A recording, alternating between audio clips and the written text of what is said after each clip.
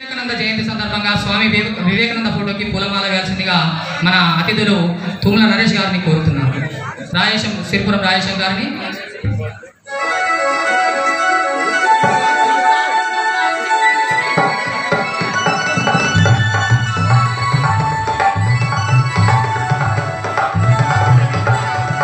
వేముల వీరస్వామి గారు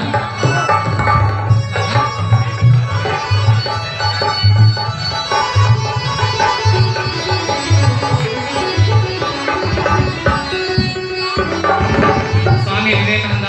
ఫోటోకి పూలమాల సమర్పిస్తున్న అతిథులు తుమ్మల నరేష్ గారు, సిరిపురం రాజేశం గారు,